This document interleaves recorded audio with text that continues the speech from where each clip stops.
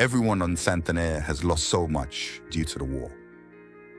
Their happiness, their prosperity, and in particular, their freedoms. Times have changed. The war comes first, and everyone, whether they like it or not, are servants to the cause.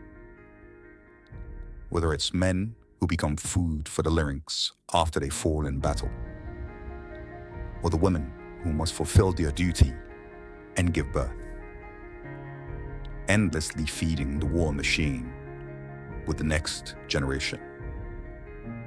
Well, at least that's how Tian sees it. And she'd rather die than be sent to the breeding factory.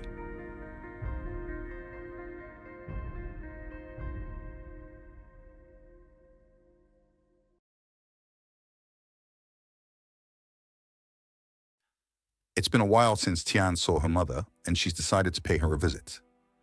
Although she's supposed to ask permission from her foreman, she decides not to, as she's sure he'll refuse. It's a cold day, and the journey from the manufactory to her mother in Tixi will be a miserable one, but she carries on.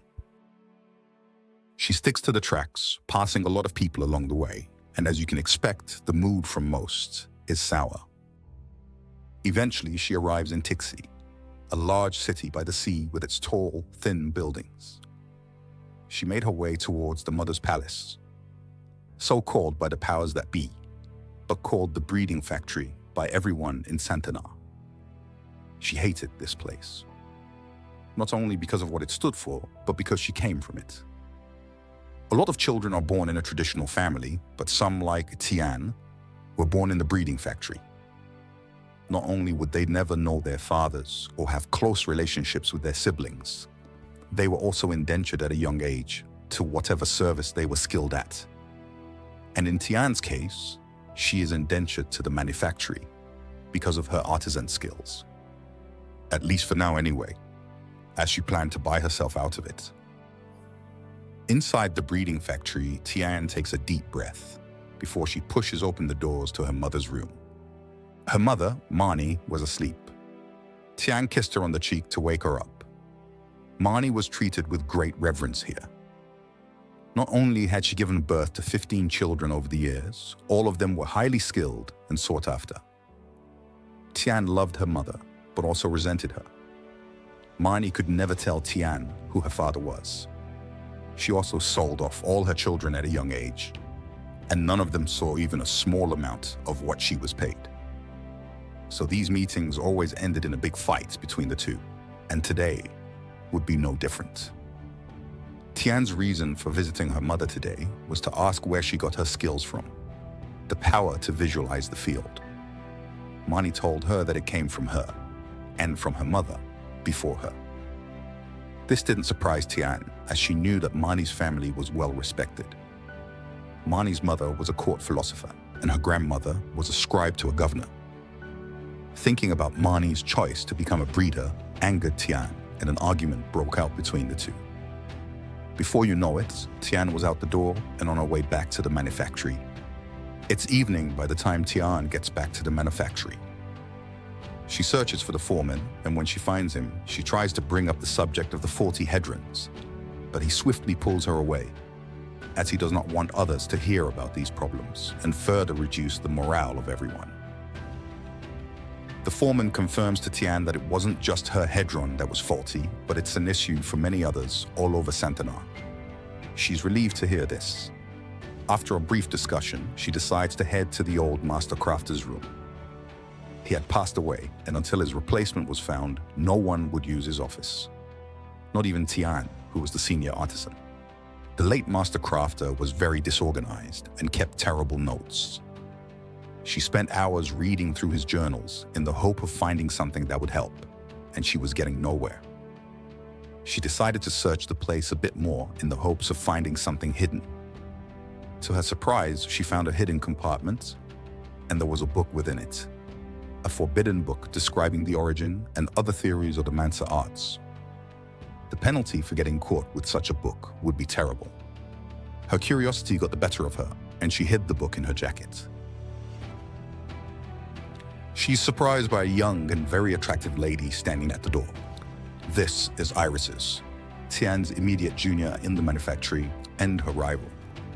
They are opposites in almost every way. While Tian is an introvert, Iris's is very much an extrovert.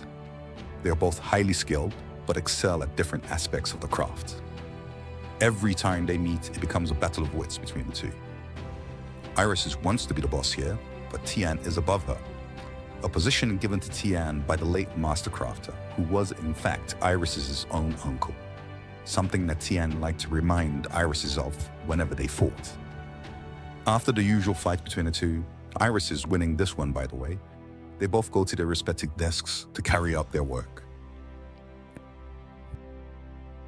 Before Tian knew it, the manufactory was silent and it was midnight. She decided to head to bed, but found it very difficult to sleep and so decided to read the forbidden book. Much of it was difficult to comprehend, but after reading for a bit, she comes up with the idea of building a device that would test the faulty hadrons. Just as she's about to doze off, she hears the familiar sounds of a clanker. A young clanker operator named Kayara jumps out of his clanker and walks towards the gates of the manufactory. And he's not looking well. Clanker operators have a very intimate bond with their hadrons. The bond is so strong that losing a hadron for them is like losing an arm or leg, or even a loved one.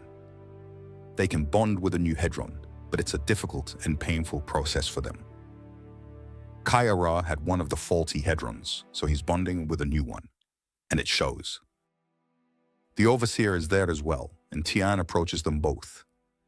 Kayara explains what happened with the faulty clankers and how the Lyrinx wiped them out. After a while, he leaves them both so he can get some rest, as he hasn't slept for a few days. Tian looks at Kiara as he walks away, and the overseer asks if she thinks he might be the one for her. She nods. He asks her to be cautious, because for clanker operators, their machines always comes first. He tells Tian that there is a more serious development. An experimental clanker was discovered and destroyed by the Lyrinx. She's not surprised by this, as clankers are very noisy. He looks around cautiously and whispers to her that this was a new, silent machine, the sound clanker, and it is her top priority to find out how the enemy is detecting them. Thanks for watching, everyone. Hopefully you're enjoying the story so far. If so, please like, subscribe, and leave any comments or suggestions you have below. And I'll see you all on the next one.